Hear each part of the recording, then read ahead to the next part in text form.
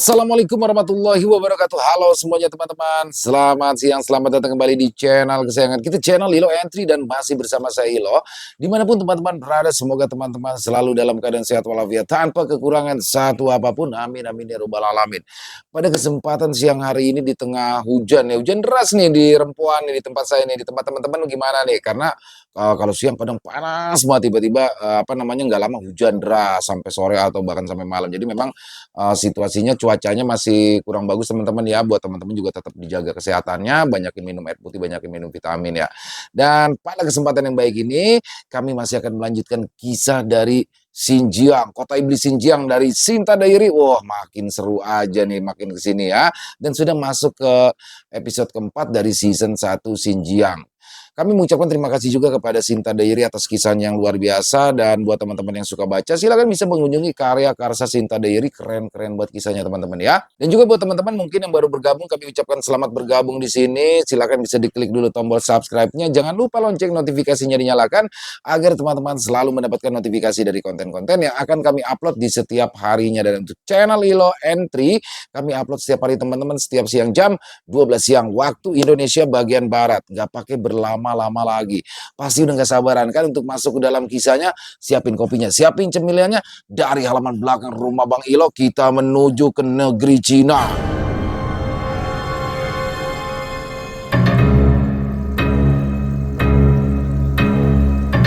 Misteri Kitab Kebangkitan Iblis.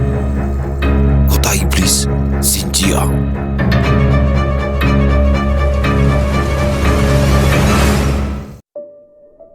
Di wilayah spasial, Panglima Tianmeng membagi 3 kelompok untuk menelusuri wilayah tersebut. Bukan untuk berpencar, melainkan bergerak dalam jumlah kecil. Kelompok lainnya menyusul dengan jarak yang tidak terlalu dekat tetapi masih bisa saling melihat. Hal ini dilakukan oleh Tianmeng agar saat kelompok yang paling depan disergap kelompok belakangnya bisa melakukan antisipasi. Begitu juga apabila kelompok paling belakang mendapatkan sergapan, maka kelompok di tengah bisa langsung memberikan bantuan. Namun, jika posisi kelompok tengah yang disergap, kelompok depan dan belakang bisa memberikan bantuan. Tentu saja, tugas yang paling berat adalah kelompok yang berada di tengah. Meskipun memiliki potensi keamanan tinggi, tapi harus siap membantu depan dan belakang. Posisi Tianmeng berada di tengah bersama Rama, Aditya berada di kelompok belakang, dan tentu saja sebagai pelacak Rio yang berada di barisan depan. Masing-masing kelompok depan dan belakang ada salah satu jenderal yang memberikan komando, tapi di tengah perjalanan Rio kehilangan jejak raka. Rio segera memanggil beberapa prajurit maras. Sampaikan pesanku kepada rekan-rekanku bahwa aku kehilangan jejak raka. Perintah Rio. Baik. Sa, apa kau kehilangan dia? Ucap Krepa. Benar, sangat aneh. Bagaimana mungkin energi Mara bisa hilang begitu saja, dan aku kehilangan raka tepat di mana aku berdiri? Balas Rio. Sah, cuma ada satu dugaan. Ada sosok yang lebih kuat darimu yang bisa menghapusnya. Raka jelas lebih lemah dibandingkan denganmu. Dengan kata lain, ada sosok kuat yang membantunya. Tutur Krepa. Cepat, beritahu yang lain. Kita segera kembali. Ucap Rio kepada prajurit maras.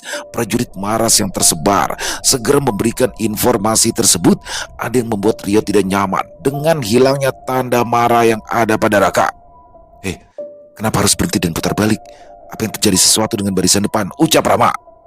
Sepertinya ada sesuatu yang mengganggu temanmu di depan. Jika memang sudah kehilangan jejak, lebih baik kembali. Balas Panglima Tianmeng. Informasi tersebut juga telah didengar oleh kelompok yang berada di barisan belakang. Rio kehilangan jejak. Jika begitu tidak bisa lagi dilanjutkan. Entah bagaimana nanti kondisi Raka. Gumam Aditya. Jenderal, sepertinya perintah untuk mundur telah diputuskan. Silakan pimpin jalannya. Ucap Aditya. Ya, aku tahu. Pasukan, putar balik, perintah jenderal tersebut. Saat mereka merubah haluan, ada sejumlah makhluk yang bersembunyi mengintai mereka. Untung saja rombongan mereka ada Panglima Tianmeng, jadi mereka yang mengintai tidak berani gegabah untuk menyergap. Ditambah lagi, mereka masih tidak begitu jauh masuk ke wilayah spasial. Belum ada setengahnya mereka memasuki wilayah tersebut. Maaf, aku ikut menyesal tidak bisa membawa temanmu kembali. Ucap Tianmeng. Tidak perlu bersalah Panglima. Lagi pula memang ini kesalahan teman kami sendiri. Sekarang kami akan diskusikan dengan teman-teman kami yang lain lebih dulu. Mungkin kami akan kembali lagi ke sini nanti. Balas Rama. Baik, sebelum kalian datang kemari, aku akan mencoba mencari jejak temanmu itu. Jangan terlalu lama. Tidak ada yang tahu bagaimana nasibnya. Ucap Tian Meng. Terima kasih atas bantuannya, Panglima Tian Meng. Balas Rama. Setelah beberapa waktu, mereka akhirnya tiba di barak Rama.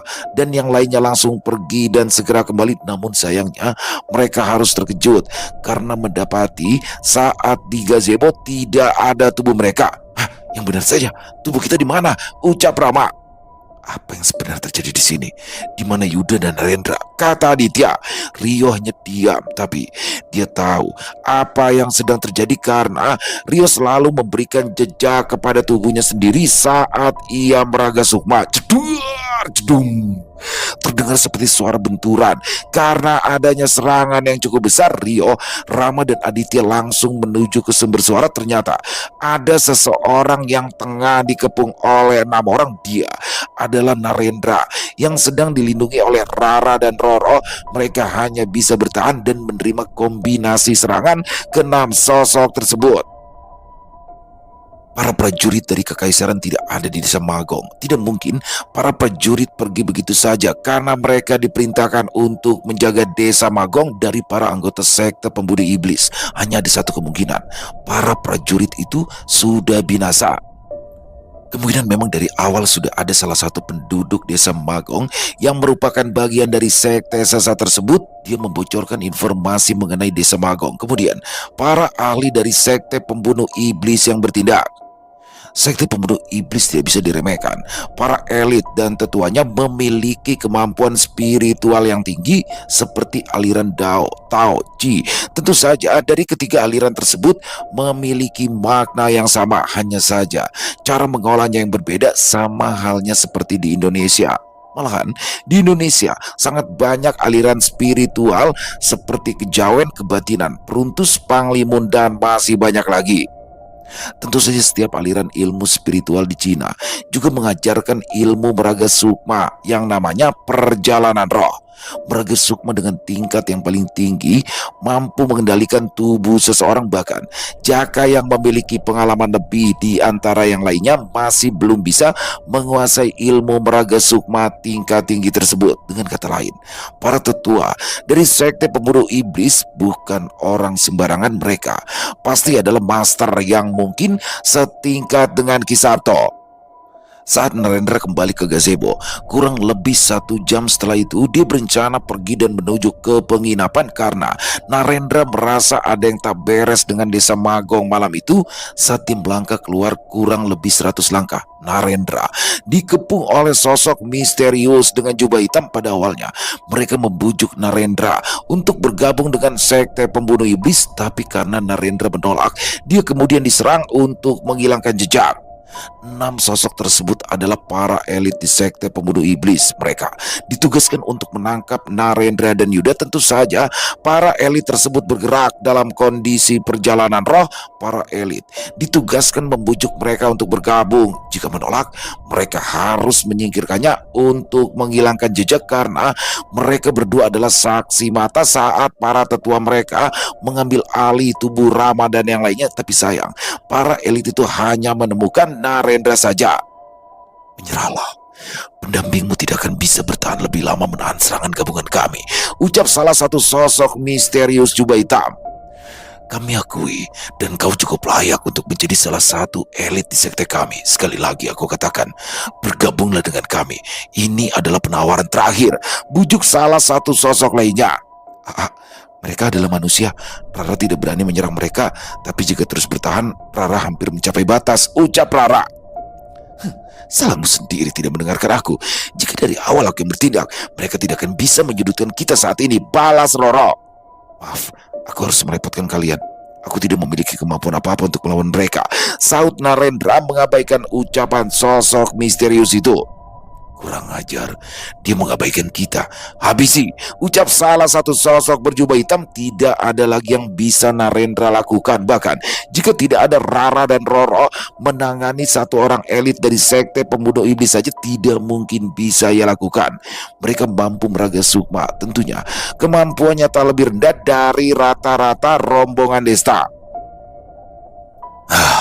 Kami berikan surga, tapi kau memilih neraka. Matilah kalian, ucap salah satu sosok berjubah hitam. Kemudian mereka serentak menyerang Narendra dengan serangan terkuat. Namun niat ingsun, ajiku, banyu segoro, biar gelombang air berputar mengelilingi Narendra sehingga ia selamat karena serangan para jubah hitam membentur beberapa pusaran air yang mengelilingi Narendra. Dari mana datangnya pusaran air tersebut? Itu adalah ajian milik Aditya, murid dari seorang pilar Merapi terdahulu, Janah. Sebenarnya bukan murid juga, karena Janah hanya mengajari Aditya sekali saja. Karena kejeniusannya, Aditya bisa menguasai ilmu itu dengan mudah. Sial, dari mana datangnya pusaran air ini? Hati-hati, mungkin dia memiliki andalan. Kita serang bersama-sama. Haa! Krepa, saatnya kita beraksi, ucap Rio kemudian berubah menjadi energi marah. Akhirnya kita beraksi lagi. Balas Krepa kemudian mulai menyelinap di antara musuh. Bon, ai, kita tutup jalur pelarian mereka. Jangan sampai ada yang lolos, ucap Rama. Aku pastikan tidak akan ada yang lolos, balas Bobon. Sakit. Kenapa kau memotong tanganku? Teriak salah satu jubah hitam. Semuanya mundur, menyingkir dari kabut hitam ini, ucap salah satu dari mereka. Dalam sekejap, para 6 elit itu berkumpul menjadi satu. 2 diantaranya kehilangan sebelah tangannya karena tersentuh energi marah. Kita mundur dulu. Sepertinya ada seseorang yang diam-diam menyerang. Selama kita tidak tahu siapa mereka, jangan gegabah. Lebih baik mundur, ucap salah satu jubah hitam. Mereka akhirnya memilih untuk pergi karena mereka tidak mau bertindak jika situasi merugikan mereka. Cedung. Sial, dari mana monyet-monyet ini berasal? Tunggu, mereka itu adalah Raja Kera, ucap para jubah hitam. Setelah kalian mendesak dan mengepung teman kami, lalu kalian pikir akan bisa pergi begitu saja, ucap Rama menampakkan diri bersama Aditya. Rio dan Krepa juga menampakkan dirinya di belakang para jubah hitam. Syukurlah kalian segera kembali, ucap Narendra. Apa sebenarnya yang terjadi, Mas Ren? Tanya Rama. Narendra kemudian menjelaskan semuanya. Oh, jadi ulah kalian ya, ucap Rio. Hei, tunggu, aku bisa jelaskan, ucap salah satu sosok berjubah hitam melepaskan jubahnya yang diikuti oleh yang lain. Akungji, Paman Hebi, dan kalian, ucap Rama dan Aditya kaget. Jangan tertipu, mereka memang mirip Akungji dan para penduduk di desa Magong, tapi sikap mereka lain, kata Narendra. Tolong dengarkan kami dulu, kami sebetulnya tidak ingin mencelakai kalian, ucap Hebi. Omong kosong, kemarilah, akan kulahap kau terkutuk, balas Roro marah. Hei, kalian hampir saja mencelakai teman kami. Itu sudah cukup membuktikan kalian memang memiliki niat buruk sedari awal, kata Rama. Mungkin kalian bisa menipu mata kami, tapi tidak dengan mata kebenaran milikku. Terbukalah mata suci kebenaran. Kedua mata Aditya tiba-tiba berubah putih. Sinar cahaya putih yang keluar dari matanya merontokkan penyamaran para elit dari sekte pemuda iblis. Sudah jelas mereka bukanlah Akungji atau penduduk desa Magong. Sial, keluarkan pendamping kalian. Kita lawan mereka. Kita 6 orang, jumlah kita masih lebih unggul. Ayo, biar Lingzi. Para jubah hitam lainnya seperti menyebutkan nama sosok yang tiba-tiba mematung kemudian hancur. Apa yang sebenarnya terjadi? Kenapa tiba-tiba saja sosok itu hancur? Salah satu jubah hitam membeku, kemudian tiba-tiba hancur begitu saja. Aditya ternyata memiliki kemampuan yang mengerikan, padahal dia tahu bahwa lawannya tersebut adalah manusia biasa. Tapi Aditya tetap tidak memiliki belas kasihan. Memang di dunia spiritual tidak memiliki hukum menghancurkan jiwa orang lain. Dalam pertarungan itu sudah biasa, padahal jika jiwa seseorang mengalami luka saja, itu akan berdampak pada tubuhnya. Apalagi jika jiwanya hancur, tentu saja orang tersebut akan mati. Hal serupa juga tentunya dialami oleh para jubah hitam lainnya hingga mereka mulai mematung dan kemudian hancur. Mata kebenaran memang memiliki kemampuan yang mengerikan, tapi hanya berfungsi kepada musuh yang sedang melakukan muslihat. Semakin hebat musuh berpura-pura akan semakin kuat efek yang diterima, tapi mata kebenaran tidak akan berfungsi dalam pertarungan langsung. Bukankah ini agak keterlaluan, Mas Adit? Mereka juga manusia loh. Jika jiwanya hancur seperti itu, maka tubuh aslinya mati, kata Aditya. Ucapan Rama dipotong langsung di bagian akhirnya. Kakekku pernah mengatakan, dunia spiritual itu sangat kejam, tidak memiliki hukum dan aturan. Jika kita bersikap lunak, maka kitalah yang akan celaka. Tidak peduli musuh kita itu iblis atau manusia, ucap Aditya dengan senyuman Rama. Mau bagaimanapun, mereka belum begitu mengenal Aditya. Di balik sikapnya yang sopan dan tutur katanya yang halus, Aditya sangat kejam dan tak memiliki belas kasih kepada musuhnya. Tentu saja mereka terkecoh dengan sikap lembutnya, tapi soal kepedulian terhadap teman, Aditya bisa diandalkan. Intinya, jangan pernah jadikan dia sebagai musuh. Pengetahuanku sedikit terbuka. Benar apa yang kau katakan, Mas Adit. Lain kali aku tidak akan pernah menahan diri jika bertemu musuh sepertinya di masa depan, balas Rama. Rio sendiri tidak terkejut dengan apa yang dilakukan oleh Aditya, karena dia juga sudah banyak melakukan pertarungan dengan para dukun dan melahap jiwanya. Rio juga sebenarnya sangat kejam, hanya saja dia bisa bertindak menyesuaikan keadaan. Untuk memecah kesunyian, Narendra kemudian menjelaskan secara detail dan tentang informasi yang ia dapatkan dari Yuda mengenai lokasi sekte pembunuh iblis. Yuda sempat menceritakan secara singkat sebelumnya, tapi cukup jelas dan mudah untuk dipahami. Mas Ren, sementara ini pergi saja ke penginapan. Katakan pada Tori dan yang lainnya saat mereka kembali, kami harus menemukan tubuh kami, ucap Rama. Baik Mas Rama, kalian hati-hati ya, balas Narendra. Sementara itu, Yuda berhasil menyusup ke dalam dunia Gongtian milik sekte pembunuh iblis. Tubuh Rama, Rio, Aditya dan Raka berada di tempat terbuka. Di dalam kurungan kotak yang terbuat dari besi, tubuh mereka dikenakan jubah berwarna merah. Di dalam dunia tersebut, para anggota sekte memiliki perbedaan dalam warna jubah mereka. Di dalam dunia Gongtian, Yuda telah mendapatkan cukup informasi. Sekte pembunuh iblis memiliki pemahaman di luar akal sehat. Sebetulnya mereka memuja iblis, tetapi iblis yang mereka maksud adalah orang-orang yang tidak menganut kepercayaan mereka. Siapapun kecuali mereka yang telah bergabung dengan sekte tersebut akan dianggap sebagai iblis. Darah dan daging mereka layak untuk dimakan, sama halnya seperti ternak. Ya, sekte pembunuh iblis juga para kanibal yang memakan orang-orang yang tidak mau bergabung dengan mereka saat mereka membujuknya. Sasaran mereka biasanya orang asing atau gelandangan yang tidak memiliki latar belakang, tapi tidak sedikit juga orang-orang yang memiliki pengaruh. Sebenarnya juga ada yang masuk dalam bagian sekte tersebut. Yang lebih mengejutkan, ternyata para manusia yang ada di dunia Gongtian ini menyembah sosok yang mereka sebut Tuhan. Ada bangunan besar seperti piramida yang melayang. Ada mata besar di tengah-tengahnya. Ya, Tuhan mereka adalah Dajjal. Yuda sempat gemetar melihat piramida terbang itu, tapi dia mencoba tetap tenang dan terus mencari informasi sembari menunggu Rama dan lainnya kembali ke tubuh mereka masing-masing.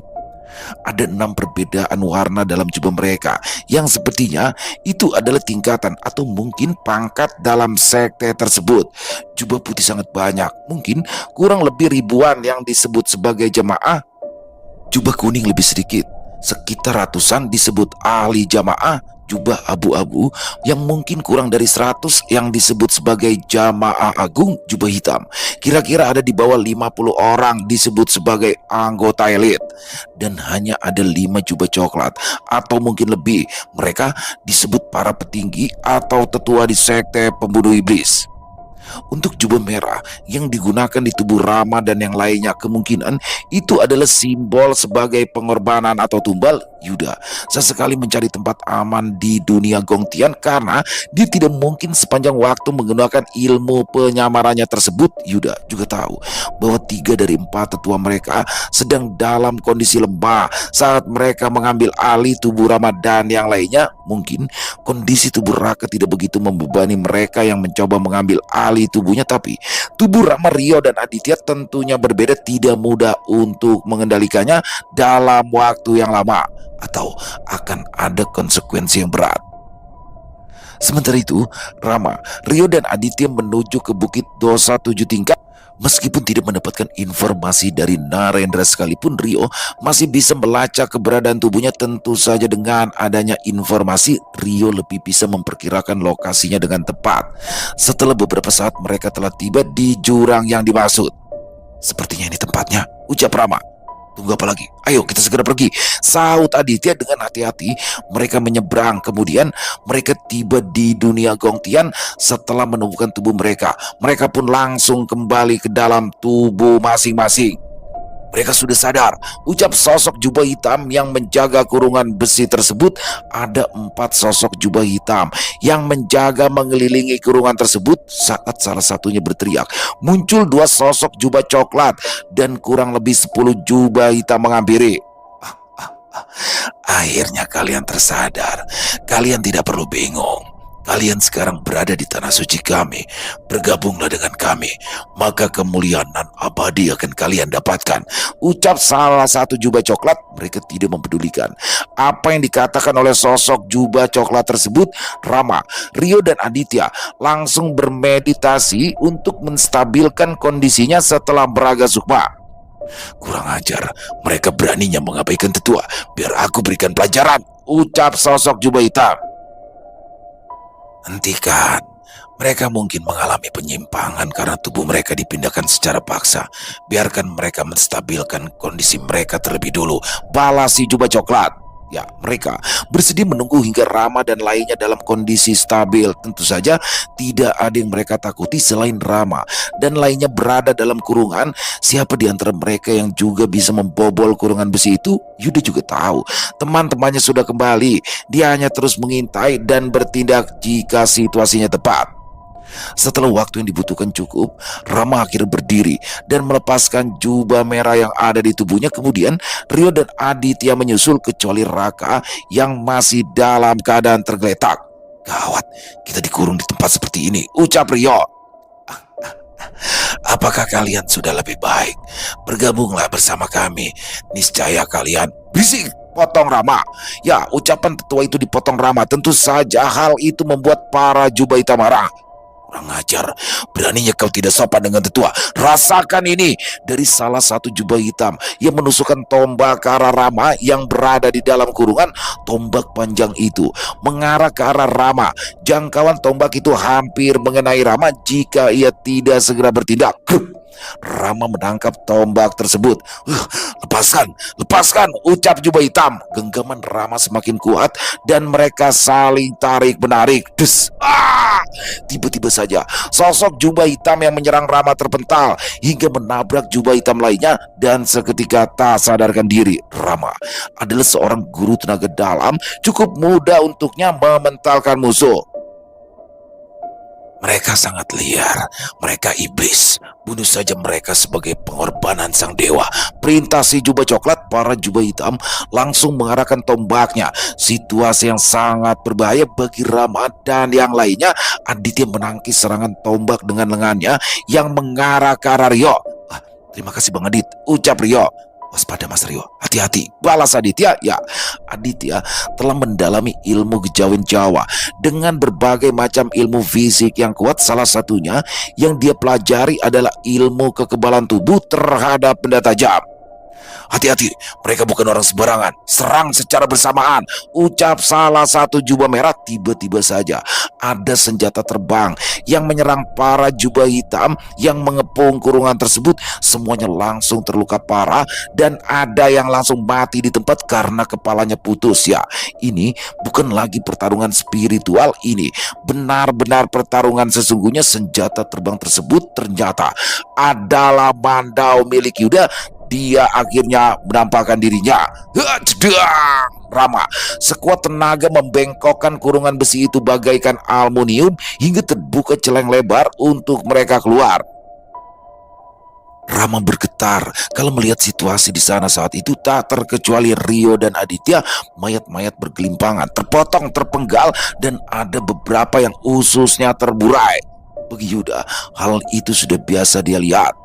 Rama dan Aditya berusaha untuk terbiasa dalam situasi tersebut, tapi Rio tidak berani bergerak dari posisinya. Dia tetap berada di kurungan bersama Raka yang masih dalam kondisi tak sadar. Rintih kesakitan terdengar. Detak jantung masing-masing dari mereka pasti berpacu karena takut karena situasi. Hanya Yuda yang dalam kondisi tenang dan santai sambil menenteng mandaunya yang berlumuran darah. Tak bisa mereka pungkiri juga bahwa mereka juga takut dengan sosok Yuda saat itu. "Hei, apa harus berlebihan seperti ini?" ucap Rama. "Hah? Hm, Jika tidak, kalian bisa saja mati di dalam kurungan itu," balas Yuda. Aditya terdiam. Meskipun apa yang dikatakan Yuda memang benar, tapi sejatinya dia masih belum siap untuk memahami situasi seperti itu. Para jubah hitam semakin banyak berdatangan. Aditya terpaksa harus melawan dan mengambil salah satu senjata musuh. Mungkin mereka bertiga, Rama, Yuda dan Aditya, tidak begitu menonjol dalam kemampuan spiritual seperti halnya Jaka, Tori atau Desta, tapi dalam keadaan fisik sangat bodoh jika berani menyinggung mereka karena mereka memiliki kebanggaan tersendiri dalam mempelajari ilmu fisik. Yuda adalah keturunan Dayak, tentunya ketahanan fisik, ilmu bela dirinya tidak bisa diremehkan. Selain menguasai ilmu mandau terbang, Yuda juga ahli dalam ilmu peruntus, salah satu keilmuan Dayak yang sangat luar biasa mengerikan. Target yang terkena ilmu ini, maka organ dalamnya akan hancur. Rama sendiri adalah seorang guru tenaga dalam. Dia juga menguasai 5 macam bela diri seperti karate, jet kundo, wing chun dan sebagainya. Tapi yang paling mengerikan adalah ilmu bawaan lahir, ya, ilmu keturunan Sakera yang mana hanya dimiliki oleh orang Madura. Saat Rama menggunakan keilmuan Sakera, batu saja dengan mudah dia remas hingga hancur. Belum pernah digunakan untuk melawan manusia, tapi tentu saja manusia yang terkena ilmu ini dipastikan tidak akan selamat. Aditya sendiri masih memiliki banyak misteri karena informasi tentang dirinya masih samar. Tapi Aditya telah mendalami ilmu kejawen tingkat tinggi seperti kekebalan, silat gaib, dan yang paling berbahaya adalah tinju Brajamusti. Saat ilmu Brajamusti diperagakan, bisa mematahkan besi seperti sapu lidi. Kekuatan pukulan bisa menghancurkan tembok atau batu besar. Mungkin sekte pembunuh iblis akan bisa menghadapi mereka dalam kondisi meraga suma, tapi mereka pikir bisa mengancamnya jika dalam kondisi yang sebenarnya atau secara fisik. Tapi sayangnya mereka menyinggung lawan yang salah. Di dunia Gongtian, Rama, Yuda, Aditya, Rio dan Raka masih terjebak di dunia tersebut. Yuda sudah menghabisi setidaknya 7 orang dan melukai setidaknya 13 orang jubah hitam. Dia terpaksa melakukan itu karena nyawa teman-temannya berada dalam bahaya. Mandau terbang yang melesat dengan cepat melukai dan membunuh targetnya. Kejadian tersebut membuat Rama dan lainnya harus menyaksikan kejadian sadis itu. Yuda dengan beraninya berada di depan, menghadang rombongan jubah hitam lainnya yang datang. Mandau yang berlumuran darah yang ia bawa tentu saja membuat para rombongan jubah hitam tersebut merasa tertekan dan takut untuk mendekat. "Kami hanya membela diri. Apa yang terjadi di sini? Karena kami tidak punya pilihan. Jika kalian masih mempersulit, aku tidak keberatan untuk mencincang kalian. Jumlah tak jadi masalah buatku. Jika aku harus mati, setidaknya aku bisa membawa beberapa dari kalian untuk mati bersama denganku," ucap Yuda dengan tatapan bengis. Mendengar ucapan Yuda membuat para jubah hitam gemetar dan perlahan mundur. "Hei, apa yang kalian takutkan? Jumlah kita jauh lebih banyak. Ingatlah, kematian hanya akan mendekatkan kita lebih dekat dengan sang dewa. Mereka iblis. Kita harus memerangi mereka sekalipun nyawa kita taruhannya. Balaskan dendam saudara kita yang gugur," ucap si jubah coklat. Para jubah hitam kembali semangat. Wajah mereka menampakkan kebencian dan dengan perlahan mereka mulai mendekat sambil menodongkan senjata. Rama dan Aditya tidak mungkin selalu berada di belakang Yuda. Mereka dengan berani berdiri berdampingan di sisi Yuda. Apa yang pernah mereka pelajari saat itulah mereka harus gunakan. "Apa kalian sudah yakin dengan keputusan kalian? Jangan memaksakan diri. Serahkan saja padaku jika kalian ragu," ucap Yuda. "Apa yang kau katakan? Aku memang belum pernah mengalami situasi seperti sekarang ini, tapi aku bukan penakut," balas Rama. Mungkin inilah saat yang tepat untuk menggunakan apa yang pernah aku pelajari selama ini. Meskipun sejujurnya aku ragu dan takut, tidak ada pilihan lain selain melawan. Bunuh sebelum mereka membunuh kita, sahut Aditya. Ayo kita bertarung bersama. Kita tunjukkan pada mereka bahwa mereka salah telah menyinggung kita, kata Yuda. Aditya melakukan gerakan-gerakan yang mendramatisir sepertinya. Dia mengeluarkan kemampuan sejatinya. Rama juga tidak tinggal diam. Dia juga nampak serius dengan berbagai gerakan yang sedang ia keluarkan untuk mengeluarkan kemampuannya. Cerang, cetak, jedak.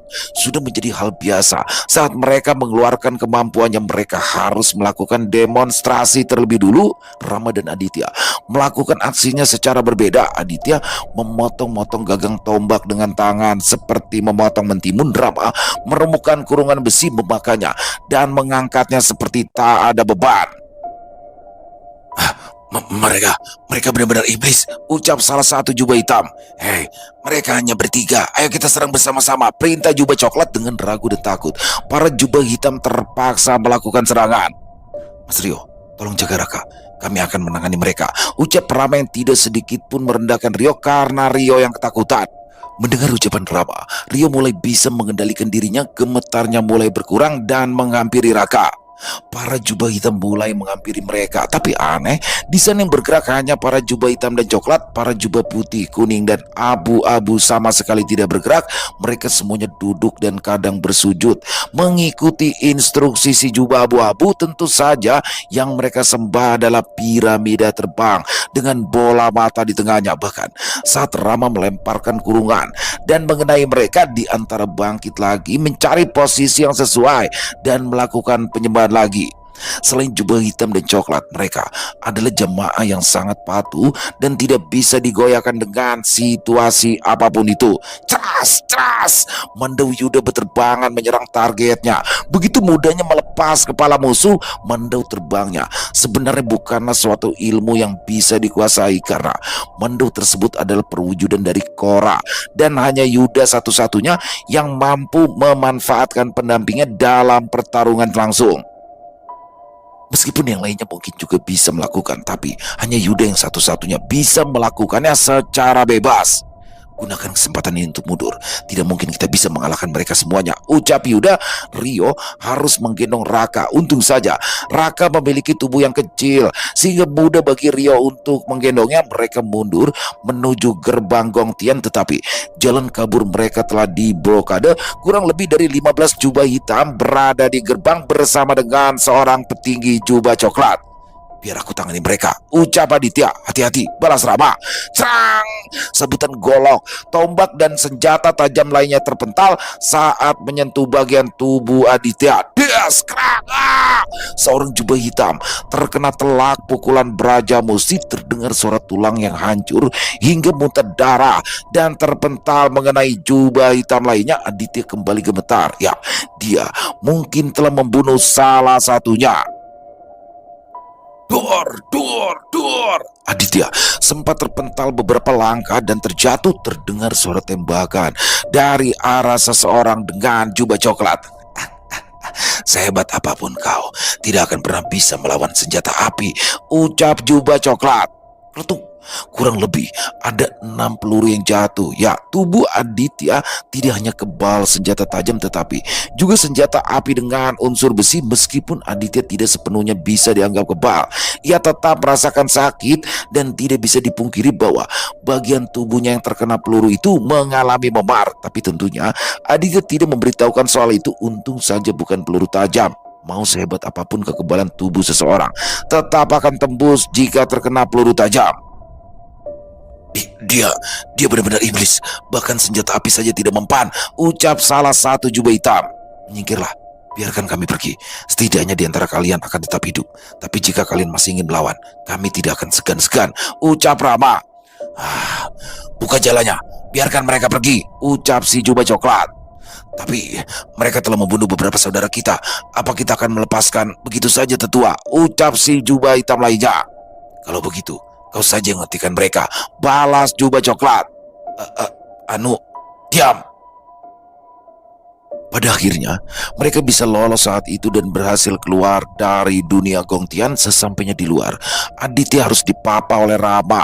Ia kesulitan untuk berjalan karena beberapa titik di tubuhnya mengalami memar dan menghambat peredaran darah. Jika orang lain tentunya akan langsung mati di tempat.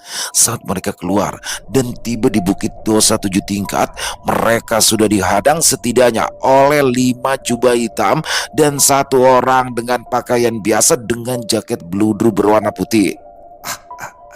Hebat, hebat. Hanya dengan 5 orang kalian bisa lolos. Kalian pantas mendapatkan pujian, ucap seseorang dengan jaket bludru. Siapapun kau, minggirlah. Yang pasti kau juga salah satu dari orang-orang gila di dalam sana, balas Yuda. Oh. Aku adalah Tang Yin, salah satu pimpinan sekte pembunuh iblis, ucapnya.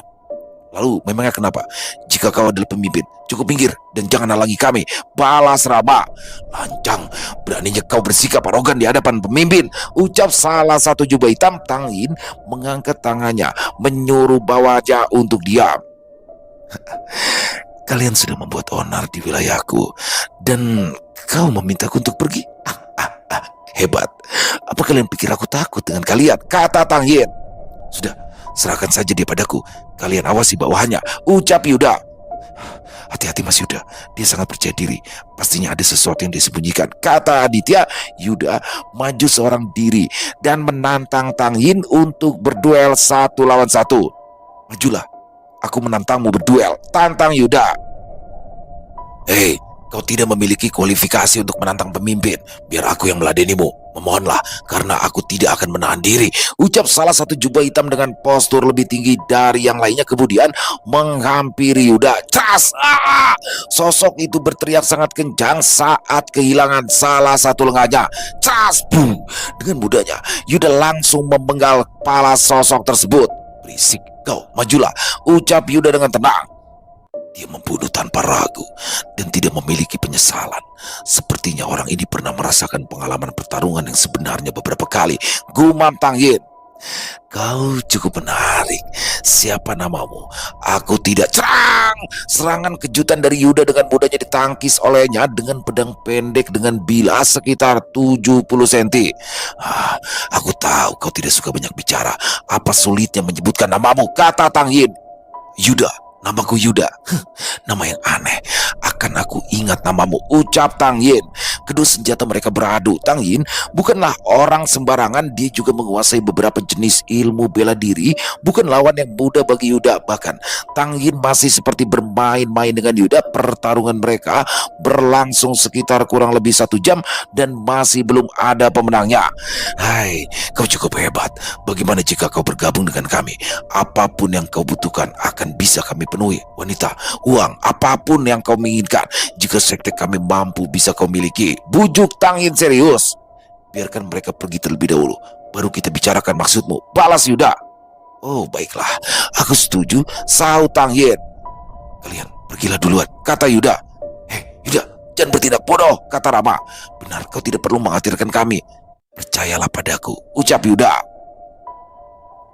Rama dan yang lainnya kemudian meninggalkan Bukit Dosa 7 tingkat, melewati jalur yang mudah untuk dilewati. Yuda tahu bahwa Tang Yin tertarik dengannya. Dalam pertarungan itu, Yuda sudah mengeluarkan segenap kemampuannya, tetapi Tang Yin sepertinya masih belum mengerahkan seluruh kemampuannya. Ditambah lagi 4 jubah hitam lainnya yang memiliki senjata api. Jika Yuda terus memprovokasi Tang Yin, takutnya tidak ada yang bisa lolos dari sana. Kenapa kau percaya padaku dan membiarkan mereka pergi? Apa kau tidak khawatir jika aku melarikan diri? Ucap Yuda. Karena aku yakin kau tertarik. Dengan kemampuanmu saat ini, kau bisa mendapatkan posisi tak lebih rendah dariku di sekte pembunuh iblis. Apa kau benar-benar tertarik? Balas Tang Yin. Perlihatkan padaku sosok seperti apa yang kalian hormati itu.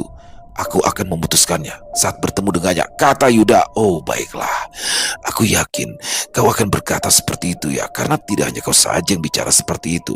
Ayo ikut aku, jangan kaget saat kau melihatnya, balas Tang Yin.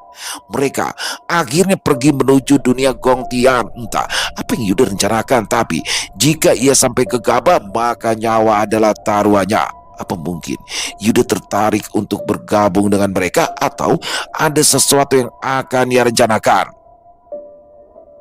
Rama dan yang lainnya terpaksa harus meninggalkan Bukit Dosa 7 tingkat. Aditya harus segera mendapatkan perawatan. Menahan beberapa peluru bukanlah perkara mudah. Meskipun tidak ada satupun peluru yang bisa menembus tubuhnya, Aditya tetap mengalami luka lebam yang cukup serius. Saat itu hampir menjelang pagi, mungkin sekitar pukul 4 dini hari. Yuda sengaja mengulur waktu agar rekan-rekannya pergi dengan aman. Atau mungkin Yuda memang tertarik ingin bergabung dengan sekte pembunuh iblis. Tidak ada yang tahu niat Yuda yang sebenarnya. Tang Yin bukan satu-satunya pemimpin sekte tersebut. Hal itu jelas dikatakan olehnya saat itu karena dia berkata hanya salah satu pemimpin sekte, tidak ada yang tahu kebenarannya. Tapi jika memang Tang Yin bukanlah salah satu pimpinan sekte pembunuh iblis, kemungkinan masih ada dunia kecil lainnya seperti dunia Gongtian yang berisi para anggota dari sekte tersebut. Sementara itu, di mana Tori, Desta dan Jaka berada, mereka mengikuti rombongan Rizka dari belakang berharap bisa membawa mereka kembali. "Hei, kalian tunggu sebentar," teriak Desta. "Bang Desta, Bang Tori dan Bang Jaka, kalian di sini juga?" balas Rizka duduk di atas Baofeng bersama Reta. "Ingin kemana kalian?" tanya Tori. "Oh, kami diundang ke istana kekaisaran," jawab Reta. "Oh, kebetulan sekali kalian kesini. Ayo, ikut aku sebentar. Aku tahu kalian ada keperluan mendesak. Apapun itu kalian bisa membicarakan dengan kami para kaisar terlebih dulu," ucap Kaisar Agung.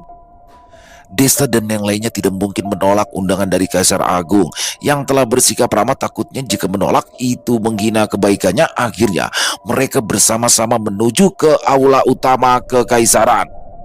"Panjang umur Kaisar Agung dan para kaisar lainnya," ucap beberapa sosok yang tiba di aula.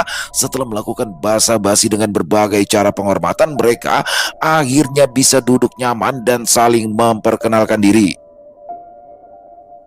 Kejadian kali ini tidak hanya akan tercatat dalam sejarah, tapi akan menjadi satu-satunya kejadian yang menakjubkan yang pernah ada. Pasalnya, kemunculan 3 orang yang bisa memicu pagoda 5 unsur tidak pernah terjadi dalam sejarah. Selama kami ada, hanya elemen api dan petir yang pernah muncul dan memicu pagoda 5 unsur. Itu pun tidak muncul secara bersamaan, ucap Kaisar Langit. "Ya, kau benar. Ditambah lagi kemunculan elemen angin astral yang tidak pernah terjadi sebelumnya," sahut Kaisar Bumi. "Ya, jika tidak Kaisar Agung tidak akan repot-repot secara pribadi menjemput," balas Kaisar Suci. "Sudah sepantasnya aku lakukan, karena tidak pernah ada sekalipun elemen angin yang bisa memicu pagoda 5 unsur," kata Kaisar Agung. "Sepertinya kali ini akan terjadi bencana hebat. Tapi dengan 3 elemen teratas sudah cukup untuk meminjam kemampuan pagoda 5 unsur. Tergantung mereka mau melakukannya atau tidak. Kita juga tidak memiliki hak untuk memaksa mereka." Tapi yang lebih mengejutkan lagi, Panglima Besar kita telah kembali, Si Jin, sahut Kaisar.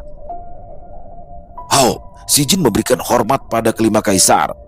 Hao artinya adalah siap atau baik, suatu ucapan yang digunakan saat seseorang dipanggil. "Kemunculan dirimu saat ini adalah kehendak langit. Takdir tidak bisa dielakkan. Sepertinya bencana besar akan memang segera terjadi," kata Kaisar Langit. "Apa yang dikhawatirkan jika Panglima Besar sekarang ada di sini?" sahut Kaisar Bumi. "Si Jin tidak lagi terikat dengan alam ini. Dia telah memiliki jalannya sendiri. Kita tidak bisa memaksanya untuk memikul tanggung jawab yang lebih besar," balas Kaisar Api. "Ah, kau benar. Aku terlalu egois," kata Kaisar Bumi. "Hamba akan melakukan yang terbaik dan tentunya atas izin Nona," ucap Si Jin. Rizka pun juga tidak keberatan jika Si Jin diperlukan di kota terlarang. "Kami sangat senang dengan keputusan Anda, Nona. Tapi jika situasi masih bisa terkendali, kami tidak akan merepotkan Si Jin," kata Kaisar Api. Tapi sebelumnya bolehkah saya bertanya, siapakah yang pernah memicu pagoda 5 unsur selain kami?" tanya Tori. "Sebelum kalian, hanya ada 2 orang. Pertama adalah elemen api yang sudah kalian ketahui, yaitu Master Dui, paman dari Desta. Dan jauh sebelum kemunculan Master Dui, mungkin ratusan atau ribuan tahun lalu, aku pun tidak ingat, ada seseorang, Master hebat. Dialah satu-satunya dan pertama kalinya yang bisa memicu pagoda 5 unsur. Dia memiliki elemen petir surgawi yang bernama Rishi Darswana," jelas Kaisar Langit. "Ah, ternyata begitu. Kini saya mengerti kenapa sosok itu menghilang tanpa ada yang tahu," kata Tori. "Apa kau mengenal Rishi? Itu tidak mungkin, karena dia hidup beberapa ratus tahun yang lalu, balas Kaisar Langit. Mana mungkin saya mengenalnya, tapi bisa dibilang saya mewarisi semua bakat dan ilmunya, meskipun saya masih belum bisa mempelajari dan memahami dengan benar, sahut Tori. Oh, sungguh itu luar biasa sekali, kata Kaisar Langit. Rishi Darswana adalah seorang petapa dari India yang pernah disebutkan oleh Draka dan Sabrani saat berada di Istana Langit. Rishi juga adalah partner Asura, ayah dari Sira. Menghilangnya Rishi kini sudah bisa ditebak itu pasti ada kaitannya dengan kota iblis Xinjiang, dan kemungkinan besar hilangnya ibu Sira juga berkaitan dengan ini. Ada satu hal penting yang ingin saya sampaikan kepada para kaisar, ucap Desta. Katakan, apa yang ingin kau sampaikan? Balas Kaisar Api. Tapi mohon maaf, sebelumnya saya menyampaikan kecuali orang-orang kami dan para kaisar, yang lainnya tidak perlu mendengar hal ini, kata Desta. Oh baiklah, semuanya tinggalkan aula ini, ucap Kaisar Api. Dalam sekejap, sosok yang dimaksud Desta keluar dari aula. Para pengawal pribadi kaisar dan juga para penasehat kaisar kini hanya ada para kaisar dan orang-orang terpercaya Desta. Katakan, hal penting apa yang ingin kau katakan hingga hanya kami saja yang boleh mendengarnya, kata Kaisar Api serius. Tolong perhatikan dengan seksama. Janoko, keluarkan, ucap Desta dengan hati-hati. Janoko mengeluarkan bungkusan dan membukanya dengan pelan. Perhatian para kaisar tertuju oleh bungkusan tersebut. Semuanya terkejut saat melihat isi di balik bungkusan itu. Kitab Kebangkitan Iblis, serentak para kaisar mengatakan sambil berdiri dari duduknya. Dari mana kau mendapatkannya? Kata Kaisar Api yang masih dalam keadaan terkejut. Desta kemudian menjelaskan semuanya. Para kaisar turun dari singgasananya dan melihat dari dekat Kitab Kebangkitan Iblis. Ini adalah situasi darurat. Sebaiknya kita tutup sementara waktu portal kota terlarang sebelum Kitab Kebangkitan Iblis disegel dengan aman, ucap Kaisar Langit. Ya, mari kita lakukan. Para kaisar bersama-sama menutup portal bersamaan. Tentu saja tertutupnya portal terlarang memicu banyak protes penghuni kota terlarang yang sedang melakukan aktivitas. Kitab Kebangkitan Iblis tercipta di pusat inti bumi. Hanya aku yang bisa menyegelnya dengan benar. Serahkan saja penyegelannya padaku, ucap Kaisar Bumi. Tunggu dulu, bukankah lebih baik kita lakukan bersama? Balas Kaisar Suci. Kita tidak bisa gegabah. Mungkin benar apa yang dikatakan Kaisar Bumi. Jika kita sembarangan menyegel bersama, kita tidak tahu apa yang terjadi. Kita memiliki unsur elemen yang berbeda. Takutnya Kitab Kebangkitan Iblis malah akan terpicu karena gabungan 5 elemen, sahut Kaisar Agung. Itulah yang aku maksud. Sudah, biarkan aku menyegelnya. Tidak ada yang bisa membukanya selain diriku, ucap Kaisar Bumi. Ya, keputusan telah dibuat. Akhirnya penyegelan diserahkan pada Kaisar Bumi. Seperti yang dikatakan oleh Kaisar Bumi, Kitab Kebangkitan Iblis ini memang tercipta di inti bumi, dan 2 pusaka keramat lainnya masing-masing tercipta dari air dan udara. Kemunculan Kitab Kebangkitan Iblis sudah menandakan bahwa kekacauan akan segera terjadi. Demi menghindari kekacauan tersebut, Kaisar Bumi harus menyegel dan menjaganya sendiri. Setelah itu, portal kota terlarang akan kembali dibuka. Kekhawatiran akan bencana besar akhirnya bisa diredam. Kau telah bertindak dengan benar. Mungkin Master Dui menghilang karena dia selama ini menyembunyikan Kitab Kebangkitan Iblis. Meskipun dia bisa menyegelnya, tapi segel yang ia lakukan semakin lama semakin lemah. Untung kau menemukannya dan membawa kemari. Jika tidak, mungkin kau juga akan bernasib sama seperti Master Dui, ucap Kaisar Api. Ya, awalnya kami juga berniat membawanya bersama kami. Untung saja tidak jadi kami lakukan. Balas Desta. Kalian bisa kembali dengan tenang sekarang. Kitab Kebangkitan Iblis sudah ada pada kami. Para iblis itu tidak akan memiliki kesempatan untuk menang melawan kami. Tapi jika berkenan, kami membutuhkan bantuan kalian untuk membangkitkan kekuatan pagoda 5 unsur. Tidak untuk saat ini, tapi nanti jika diperlukan. Selama itu, jika tidak keberatan, kalian tetaplah berada di sini, pinta Kaisar Api. Kami tentu tidak keberatan, Yang Mulia, balas Desta. Terima kasih, silakan beristirahat. Desta dan rombongannya pun segera meninggalkan istana kekaisaran. Mereka cukup lega, bisa menghilangkan masalah besar yang akan terjadi. Untungnya mereka tidak gegabah membawanya pergi untuk diserahkan kepada Eyang Semar. Bisa jadi malah Kitab Kebangkitan Iblis itu akan membuat kekacauan di Nusantara. Kami sempat khawatir kalian tiba-tiba ada di kota terlarang, ucap Desta pada para wanita. Maaf, kami tadinya hanya ingin bermain saja, balas Rizka. Ah, sudahlah, yang penting kan gak terjadi apa-apa sama kalian, saut Jaka. Dul, coba lihat, apa isi catatan pamanmu itu? Mungkin ada informasi yang penting, kata Tori. Oh iya, aku hampir lupa bacanya, Dul, balas Desta. Kemudian ia mengeluarkan buku yang ia bawa. Mereka segera mencari tempat yang nyaman untuk membaca buku tersebut dan masih berada di kota terlarang. Desta membuka buku catatan itu, terlihat jelas tulisan spiritual yang bergerak dengan sendirinya dan keluar energi dalam tulisan tersebut dan meninggalkan jejak suara Suyoto. Halo keponakanku, sebetulnya aku tidak berharap catatan ini ditemukan olehmu. Dan saat kau menemukan catatan ini, paman mungkin sudah tak ada lagi di dunia manusia. Aku sebetulnya juga tidak ingin melibatkanmu dalam hal ini. Seandainya kakak tahu bahwa aku melibatkanmu dalam urusan spiritual, dia pasti akan membunuhku. Tapi di keluarga kita, hanya kau satu-satunya yang memiliki kemampuan untuk bisa mengemban tugas ini. Dan tidak ada orang lain yang bisa paman percayai kecuali dirimu, Des. Ingatlah untuk tidak mempercayai makhluk selain manusia, meskipun itu adalah babasil sekalipun. Kecuali para punokawan. Kau pasti tahu ada kitab kebangkitan iblis. Segera berikan kepada punokawan, karena mereka yang bisa benar-benar menjaga. Ingatlah, jangan pernah mempercayai para kaisar, karena di antara mereka ada pengkhianat. Keponakanku, jika seandainya situasi sudah tidak terkendali, larilah, meskipun kau harus mengabaikan teman-temanmu. Ingat itu. Setelah semuanya tersampaikan, buku catatan tersebut lenyap dengan sendirinya. Deg, gawat, kita melakukan kesalahan besar. Bagaimana ini? Ucap Desta dengan penuh penyesalan. Ayo, kita kembali lagi. Kita harus mengambil lagi kitab kebangkitan iblis. Jika perlu kita paksa dengan kekerasan, balas Jaka. Jangan dulu, akan berbahaya jika kita sembarangan. Untuk sementara ini aku yakin kitab kebangkitan iblis aman, karena kelima kaisar saat ini menjaga bersama-sama. Meskipun ada pengkhianat di antara mereka, tidak mungkin pengkhianat itu akan merebutnya secara paksa. Saat ini kita harus kembali terlebih dulu. Untuk langkah selanjutnya, kita pikirkan lagi. Sautori. Desta menyesal tidak membaca catatan pamannya lebih awal. Jika hal itu dilakukan, Desta tidak akan membicarakan masalah tersebut kepada para kaisar. Ini akan menjadi tanggung jawab yang besar jika sampai kitab kebangkitan iblis jatuh kepada penghuni kota iblis. Bencana sudah pasti akan terjadi. Ingatlah, jangan mempercayai para kaisar. Ya, itu adalah teguran keras yang dikatakan oleh Suyoto di akhir katanya. Kitab kebangkitan iblis sudah ada di tangan para kaisar, hanya menunggu waktu saja bencana besar akan datang.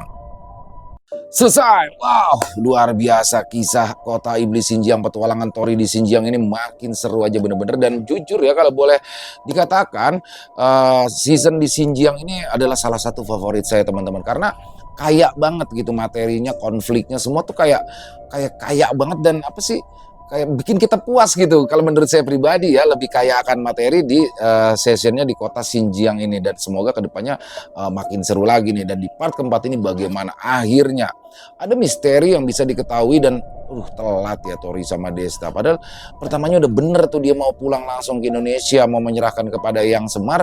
Tapi gara-gara cewek-cewek nih, ciwi-ciwinya malah jalan-jalan, niatnya entah mau shopping atau apa, malah kejebak deh, malah ketemu kaisar.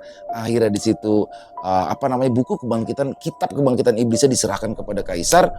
Untung juga Tori ngomong tuh, coba cek dulu dong pesan dari pamannya. Ternyata di situ ada surat yang keren juga sih, dibuka tapi bukan tulisan, suara tuh, suara pamannya, Paman Suyoto atau Master Dui, yang mengatakan bahwa jangan pernah percaya dengan sosok kaisar, karena di situ ada pengkhianat di antara 5 kaisar itu. Aduh, tapi gimana ya? Dan di situ juga dibilangin jangan sampai menyerahkan kitab kebangkitan iblis ini kepada mereka, karena Master Dui sendiri pun sudah menjaganya selama ini sampai dia menghilang, agar kitab itu tidak jatuh ke tangan para kaisar. Makin seru aja besok buat part 5-nya, jangan sampai ketinggalan, karena part 5 ini adalah ending daripada season 1 ya teman-teman ya. Asli keren banget, keren pakai banget. Buat Sinta Diary, terima kasih atas kisah luar biasanya, dan semoga kisah barusan bisa menghibur teman-teman semua para pecinta penikmat horor misteri, lebih khususnya lagi kepada para subscriber dari channel Ilo Entry. Buat yang punya komentar lain bisa menuliskan di dalam kolom komentar, ataupun hanya sekedar saling menyapa juga boleh, silakan, insya Allah kami akan membalas satu persatu. Dan buat teman-teman yang suka dengan kisahnya, bisa dibantu share dong link videonya ini ke teman-temannya yang lain ya, agar juga ikut merasa terhibur. Dan buat yang belum subscribe, sekali lagi ayo dong diklik dulu tombol subscribe, jangan lupa lonceng notifikasinya dinyalakan agar teman-teman selalu mendapatkan notifikasi dari konten-konten yang akan kami upload di setiap harinya. Dan kami juga ingin mengucapkan terima kasih kepada seluruh teman-teman yang sudah selalu setia hadir, yang sudah selalu mendukung kami, karena teman-temanlah kami selalu bersemangat berkarya di setiap harinya. Dan di akhir kata saya Ilo mengucapkan permohonan maaf apabila mungkin dalam pembawaan kisahnya ada kata-kata saya yang salah ataupun ada kata-kata saya mungkin yang kurang berkenan. Saya mohon dibukakan pintu maaf yang seluas-luasnya. Sampai berjumpa lagi besok jam 12 siang masih bersama saya Ilo di channel Ilo Entry. Salam sehat, sukses selalu untuk kita semua. Assalamualaikum warahmatullahi wabarakatuh.